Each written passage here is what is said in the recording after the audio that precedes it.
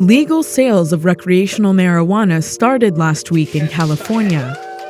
The state's citizens made that possible when they voted for Proposition 64, a measure that's one of the most radical weed laws in the U.S. That's because it not only legalizes possession and sale for people 21 and over, it allows them to retroactively and quickly clear their records of most marijuana-related crimes.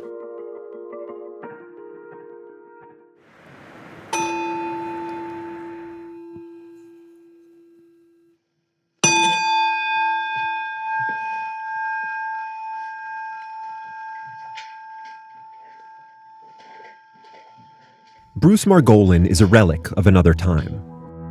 Namaste. For half a century, Margolin was the defense attorney for marijuana cases in Los Angeles. He came up in the 60s and 70s representing fellow hippies caught up in pot busts.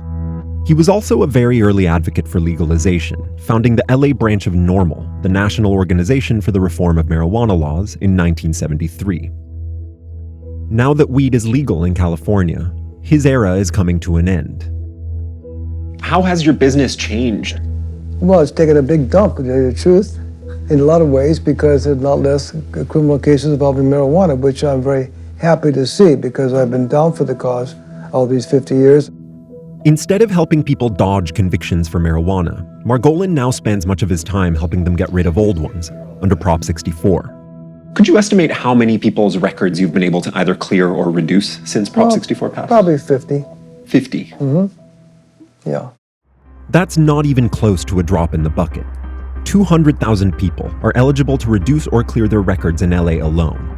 And the number in California is close to 1 million, according to estimates from the LA County Public Defender and the Drug Policy Alliance. Most people in California think of Prop 64 as the law that made it legal to smoke weed. But it's also one of the most sweeping criminal justice reforms in recent memory. Prop 64 changes the law going forward, but it also tries to reverse some of the damage of the war on drugs by giving a potential fresh start to people with criminal convictions. Those who successfully clear their records can answer no when employers ask whether they've been convicted of a felony. They can also vote again, as well as apply for many loans and licenses. Across California, people are slowly finding out they qualify. People like Rayshon Williams. In his 29 years, Rayshon has been intermittently homeless, and he's gotten arrested a few times, mostly for weed. So how do you feel about the fact that you've been in and out of jail your whole life for something that now is legal all of a sudden? Oh yeah, I feel kind of offended, but I'm gonna exercise my right to smoke now. In 2014, on one of the busiest blocks in Hollywood, Rayshon sold some weed to a confidential informant. After a few weeks in jail, he pleaded to a felony charge. Rayshon had a prior felony for theft, but he was able to get that reduced to a misdemeanor. Now the marijuana conviction is the only felony left on his record.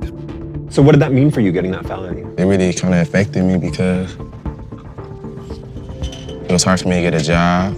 So it's like they put a felony on you, and you probably be like, all right, it's not that bad. People, oh yeah, you got a felony, they'll hire you. But the whole time, they're not gonna hire you, because they see that F on your record. Like, it's just more of a hassle once I get a felony and being black.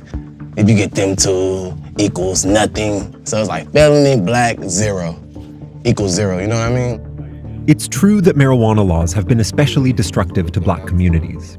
Black and white people use marijuana at the same rates. But before Prop 64, a black person in California was nearly 5 times more likely to be arrested for a marijuana felony. That means people of color disproportionately suffer the long-term consequences of a criminal record. Nick Stewart Oten, a deputy public defender in LA County, says Prop 64 is a sign of a deeper shift in American law enforcement. This is a large step towards California and hopefully the nation recognizing that there is a way to deal with drug use and drug addiction and maybe even crime without permanently stigmatizing the people who are involved in it. Now that Prop 64 is law, you won't find many people opposed to its record-clearing provisions.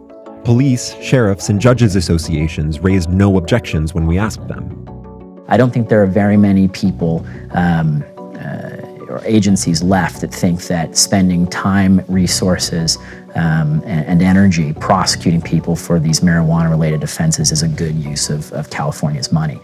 Some other states allow people to seal, reduce, or clear certain marijuana convictions, but typically they have to wait several years to apply.